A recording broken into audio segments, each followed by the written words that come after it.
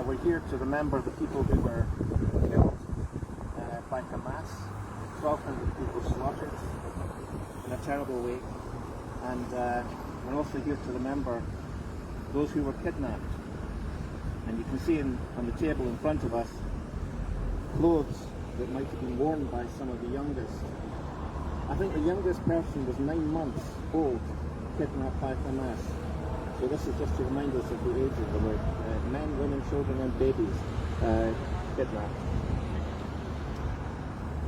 As you may know, I'm Jack Cole from Edinburgh, Friends of Israel. I was born in Edinburgh.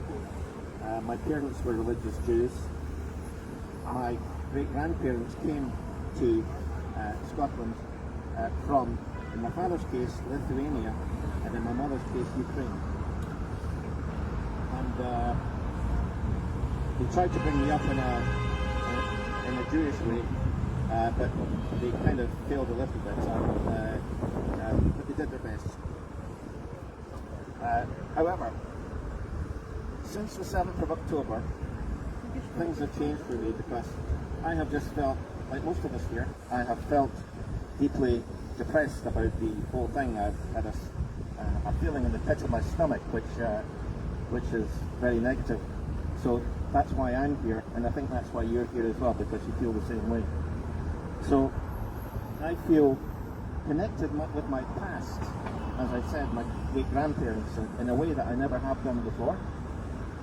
And I feel terrible about the present, but I hope and pray that things are going to work out well.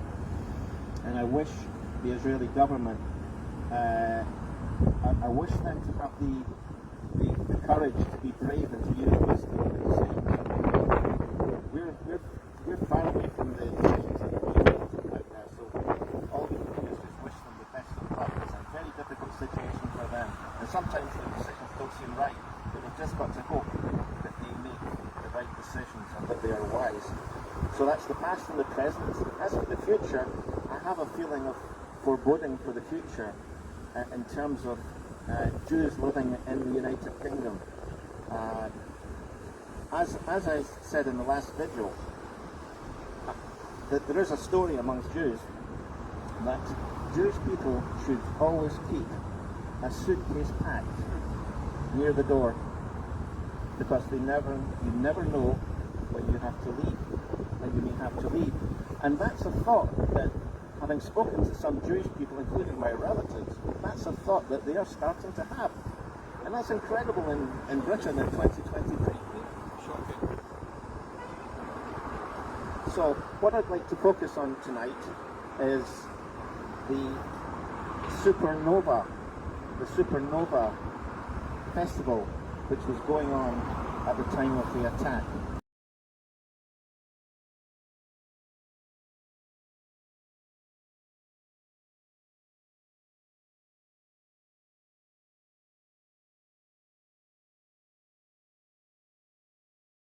A wee story of something that happened to me on Saturday night. I was out with some friends, and one of my friends, I won't mention his name, but one of my friends, and this is the kind of difficulty people get into because of this crisis. One of my friends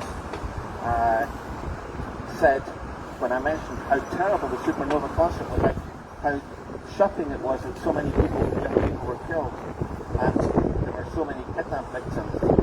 And he said something that shocked me. He's a friend of mine for 10 years. He said something that shocked me. He said, were there any Palestinians at the concert? And I didn't know what to say, but my answer to him was perhaps the wrong one. I said, how many concerts for peace, festivals for peace, have you heard about that happened in Gaza? But on reflection, the correct answer would have been, yes, there were Palestinians at the Festival of Peace, the Supernova Festival. They came along later. They came along later uninvited, and they brought machine guns with them, and they killed a lot of people. So, and this is the problem, is that I'm feeling myself that in my personal life, this is affecting me. We all went to an Indian restaurant together, and we were going to have a nice quiet meal. And I brought up this subject of conversation when I was asked, well, what are you doing these days, Jack? And of course, my life is entirely overwhelmed by this crisis. So I was honest, and I said, I'm doing stuff for the kidnap victims in Israel and in Gaza. So that's what kicked off the conversation. So I can't divorce myself. I can't have one life. I can't have two lives, one without this and one with it. Anyway, I'm going to move on to the supernova now.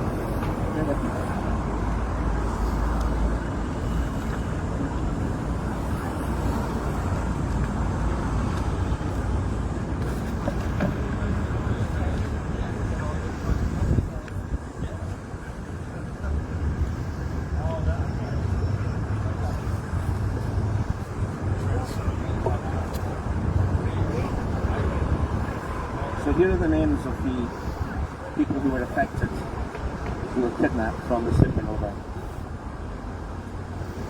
And pardon my pronunciation, by the way, because I don't speak Hebrew, to my shame.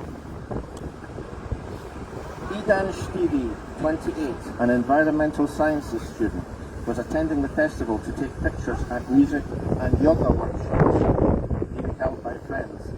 He escaped the site in his car, but was attacked by Hamas along the route. The bodies of two of his passengers were found, and his family told the Jerusalem Post they suspect he was kidnapped. Yosef Ohana, 24, had been at the festival with a friend who told his mother he and Yosef had remained to help people escape the gunfire before running themselves.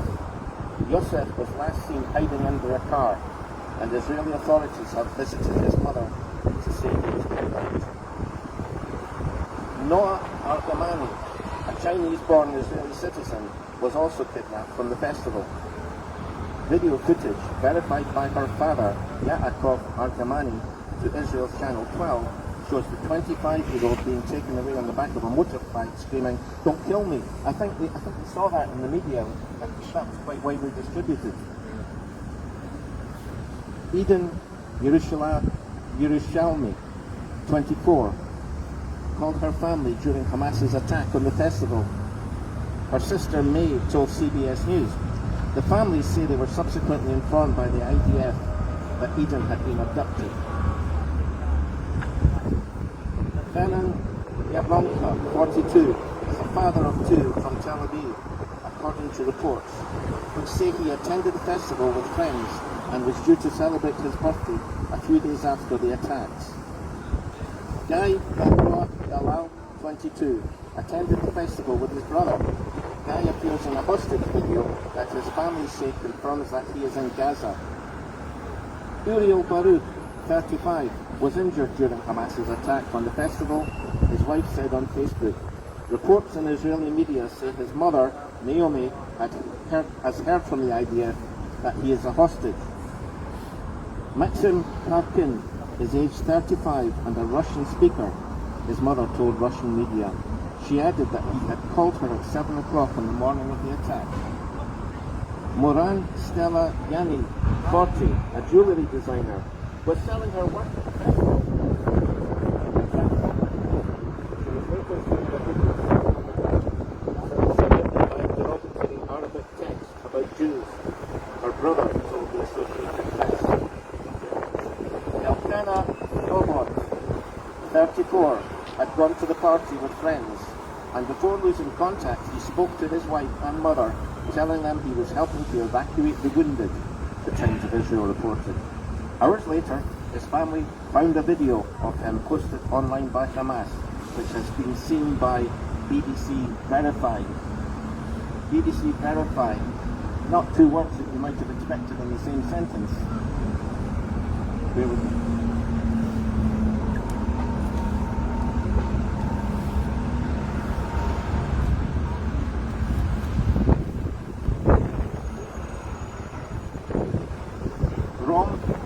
Zaslavsky, 90. He was working on security for the festival. According to an account published by hostages in Muslim Families Forum, he was trying to rescue an injured person in the attack. when he was caught in a volley of fire. He has not been heard from since. Omer Venkert, 22, a restaurant manager, sent a message to his family to say he was going to a safe shelter, but then lost contact. His father, Shai Wenkert, told the BBC's Today programme. Shai Wenkert said he had seen footage of his son in captivity, including a photo of him handcuffed and wearing only underwear. Eviatar David, 23, was at the festival and on the morning of the attacks described fleeing from gunfire before losing contact with the outside world, his brother says.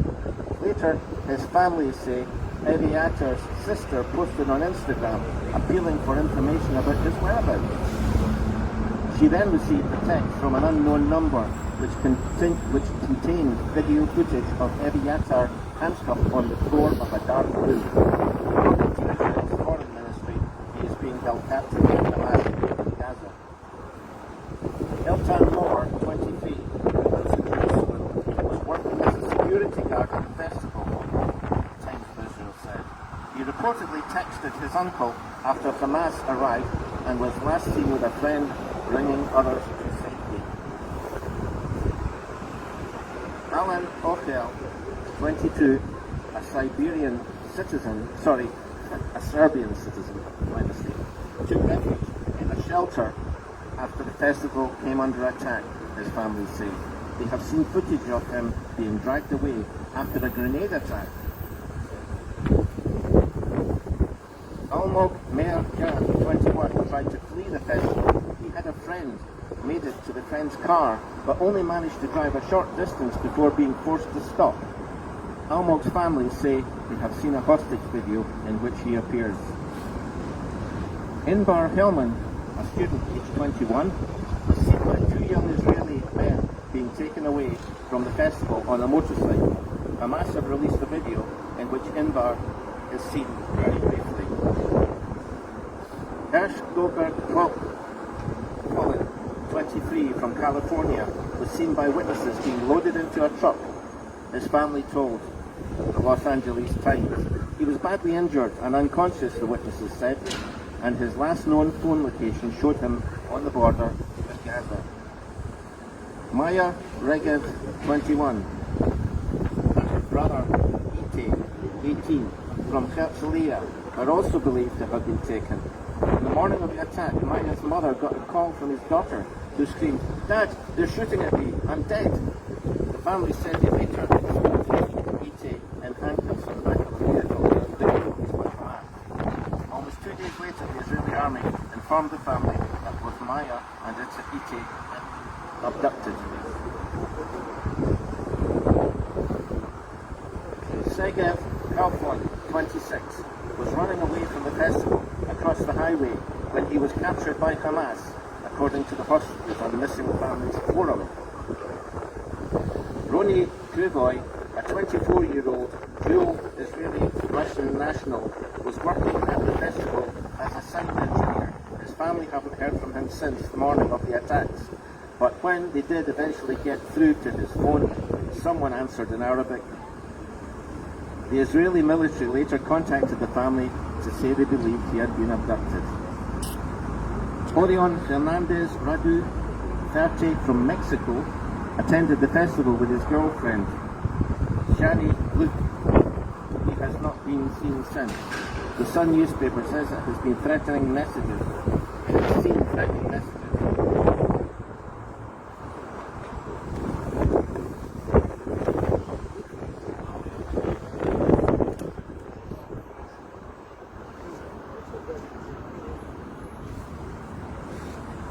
Threatening messages written in Arabic sent from his phone.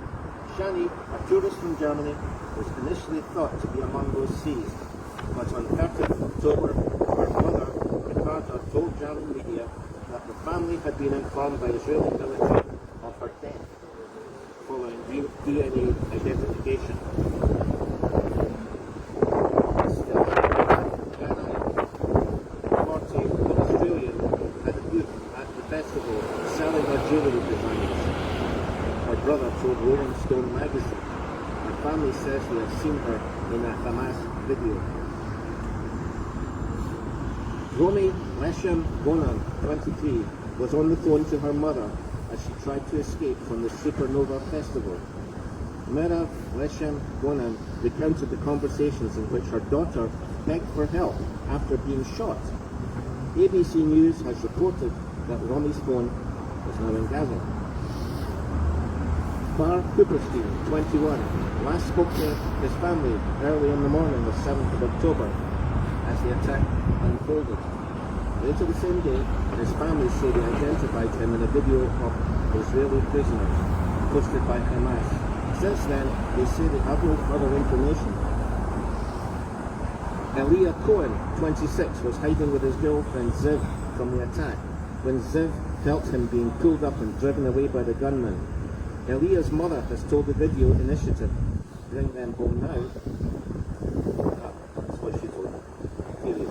The family then found a photo of Elia in Gaza Times Visual. Amit Uskala, 28, from Ashdod, was last heard of making a call to her uncle, Shimon, as Hamas overrun the festival. Her family say they have now been told by the government that she is being held in Gaza. Vivian Silver, 74, a renowned peace campaigner. Her last communication was to say that her home in Kibbutz Be'er was under attack. Roni Eshel, 19, was initially thought to have been among those captured, but the IDF has confirmed she was among those killed in the initial 7th of October attack. She was based in an army base on the Gaza border. Her family say the last time they heard from her was on the morning of the Hamas attack. Her base was under attack. She sent a text message to her mother at around 9:30 saying, "Mom, I'm okay, I'm busy, I love you." Jordan Roman Gat, a 36-year-old German-Israeli citizen, was kidnapped with her husband, a young child, by Hamas from Kibbutz Be'eri. She, her husband Alon, and 3-year-old Geffen escaped when the car briefly stopped, but Jordan became separated from the others, relatives told CNN, adding that they fear she may have been recaptured.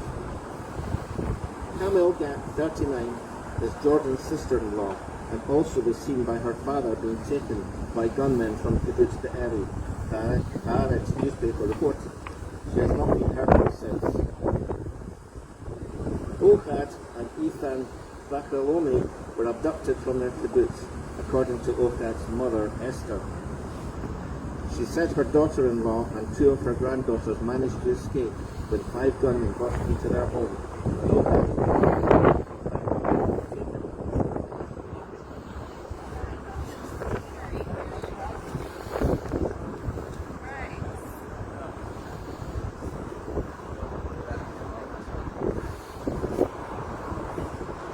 Just over another page to go. Ditsa Bellman, 84, was seen by a neighbour at the house being led away by Hamas gunmen, police said. A former social worker, she is the widow of Steve Shadman, who came to the UK on the Kinder transport. They organised rescue of children from Nazi-controlled areas during World War II.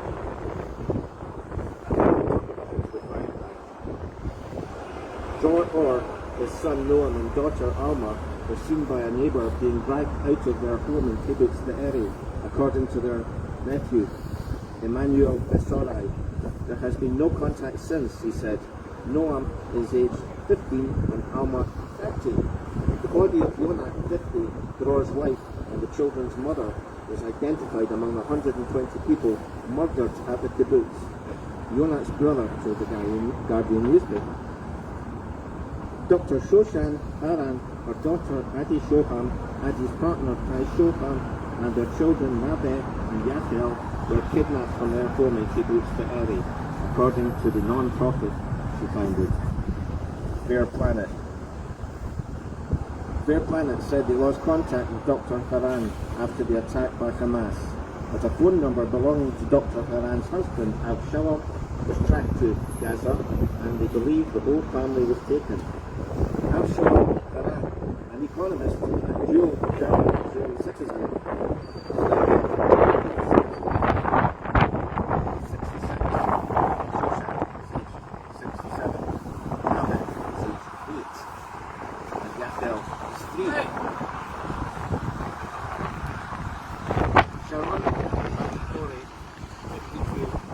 daughter, Noah, are relatives of Dr. Farah and are believed to have been kidnapped at the same time. Edinburgh, 65, and his wife, Lila Kipnis, 60, were killed, the family has said. Yafa Adar, 85, was kidnapped from a kibbutz close to the border with Gaza. Her granddaughter, Adva, found a video of her being taken to Gaza, surrounded by 4 armed men.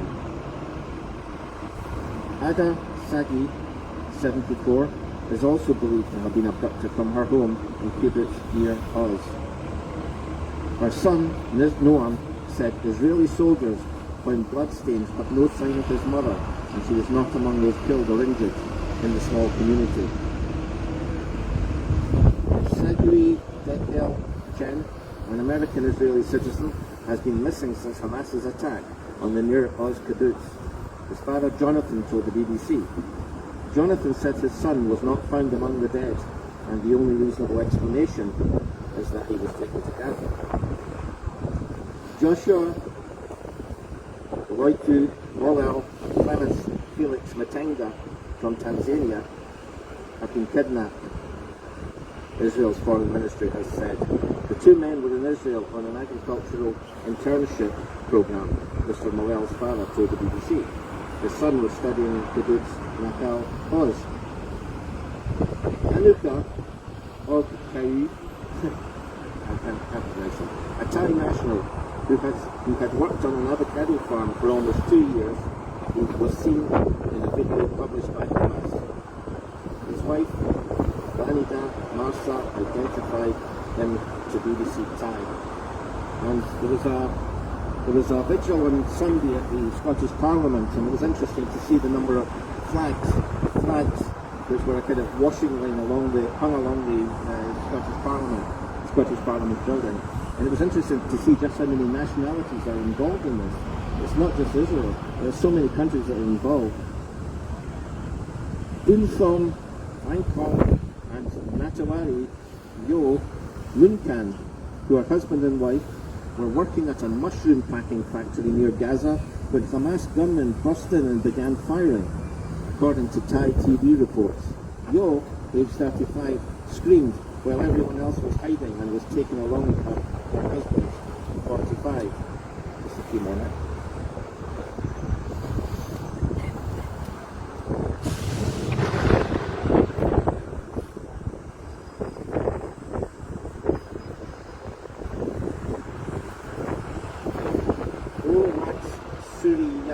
Was pictured with his hands tied behind his back as armed men looked on at a photo sent by a colleague to his family, according to Thai TV reports. He has a child with his wife back in Thailand.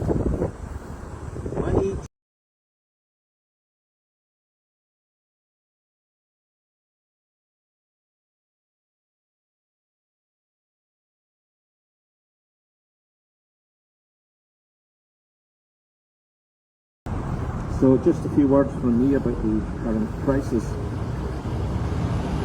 So it's been over a month now, and still only 1 or 2 of 240 kidnap victims have been released, although that appears to be changing now, because as far as I'm aware there are going to be 50 hostages released tomorrow, apparently at 10 AM. I'm not sure which clock that goes by. Is it Israeli time or our time? Sorry, that 8 AM is our time. 8 AM our time, I'm corrected. Thank you. There have been clamours for a ceasefire. I will unpack some of that later on, but it's important to note that there was a ceasefire on October the 6th. Hamas changed all.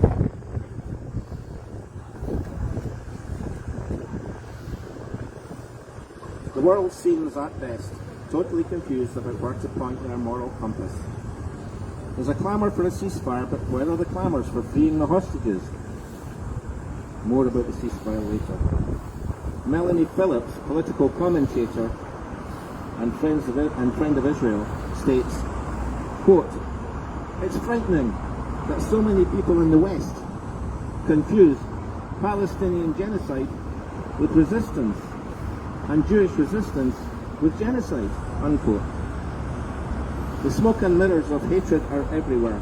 One need look no further than the faces and placards of those on marches, which began so quickly after, and without any compassion for, the barbaric slaughter of 1,200 innocents and kidnapping of 240 more men, women, children and babies. Morality is now turned upside down as evil is permitted entry into our free societies. Truth is now characterized as lies. Evil as good, good as evil, barbaric murder as justifiable, self-defense as unjustifiable. And the marches. Tens of thousands of deluded, indoctrinated people of all ages demonstrate shouting, "From the river to the sea, Palestine will be free."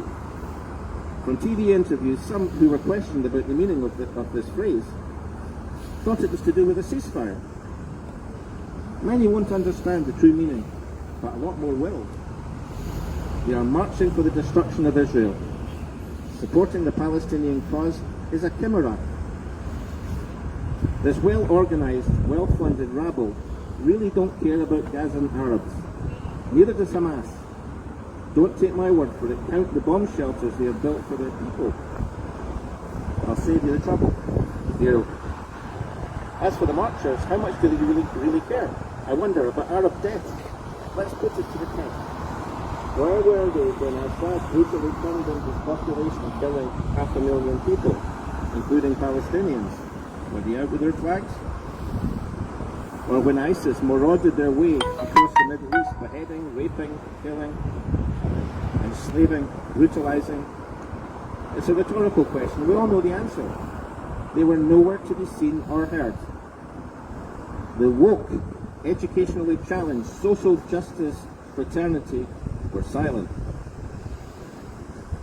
There can only be one conclusion. If the only time they organize in their thousands is when Israel is involved, there's a word for that. And we all know what it is. Anti-Semitism. Or if you prefer, Jew hatred.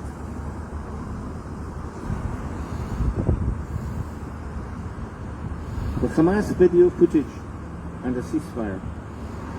Now this is from, I've cribbed this from Meyer Green, so thanks to him. I have to give him a credit.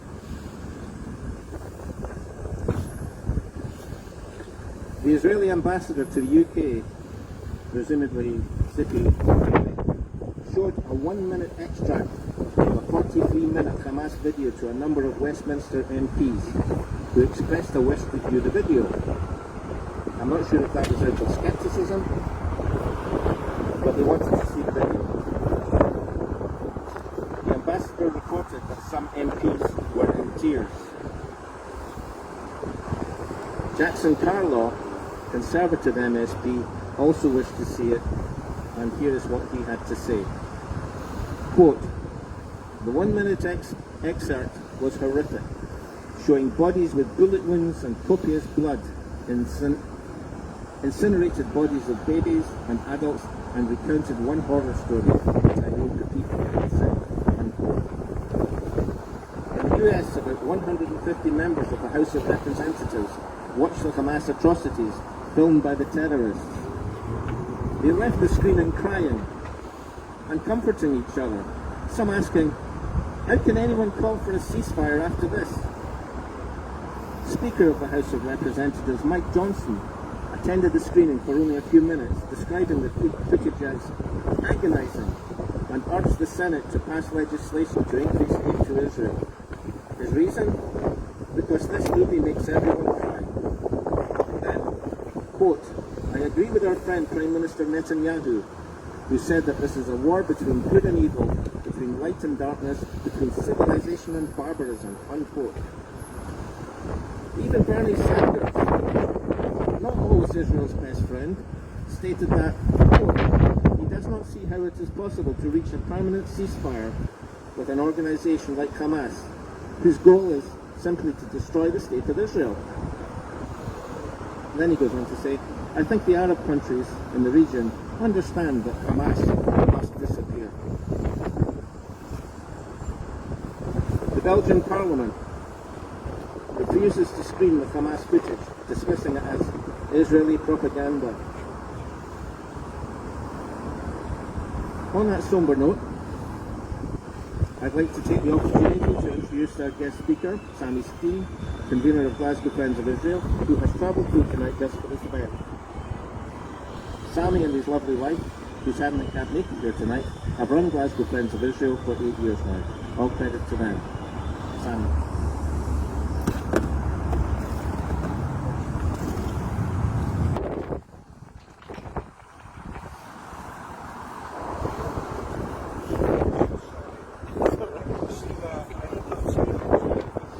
Very nice.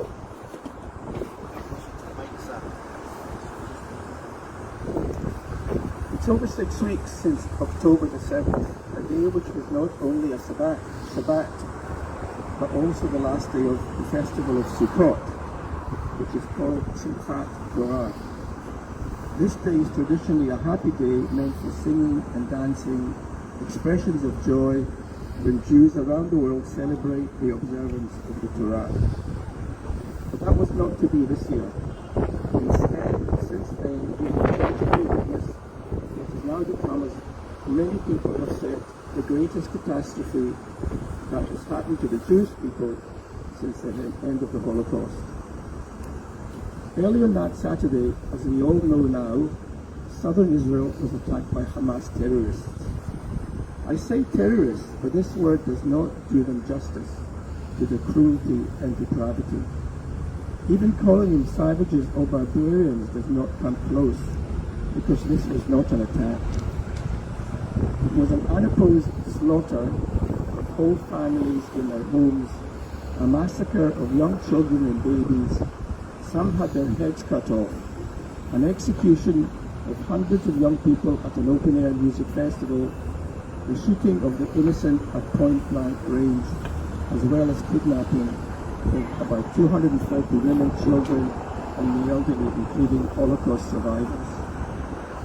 As we stand here to pay respect, Israel has confirmed that there have been over 1,200 deaths and almost 5,000 wounded.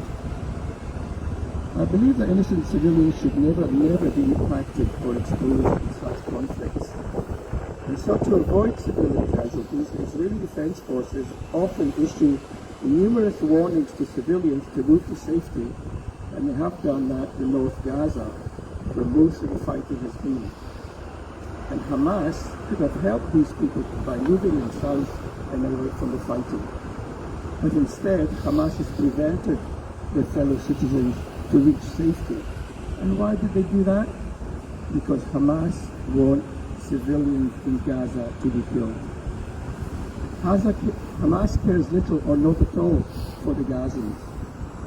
People around the world, including our First Minister, continuously criticize Israel for applying collective punishment to the inhabitants of Gaza by, for example, cutting off their electricity or water. But why do these people, including our First Minister, believe that Israel should be providing electricity to Gaza? Why should Israel supply electricity to an area populated by its enemies and savages that wish to kill their citizens? Does anyone here believe that Ukraine should be supplying electricity to Russia? Of course not. The main question is, why has Hamas in the past 10 years not built the infrastructure that is required to provide electricity and fresh water to Gaza? For the past 6 weeks, as we have witnessed, most news bulletins have started off with a headline reporting what is happening in Gaza. And as expected, people have completely forgotten about the butchery, the slaughter, and the extermination of Jews in Israel. We are here tonight to remind people of that terrible day and to stand side by side with Israel in its attempt to protect itself. The people participating in the demos and marches are screaming for an immediate ceasefire. But why are they not calling for the release of the hostages, which must happen before any ceasefire should really take place? Do these people not acknowledge that there was a ceasefire in place before October the 7th, and this was breached by Hamas when they invaded Israel and deliberately slaughtered innocent babies, children, women, and the elderly?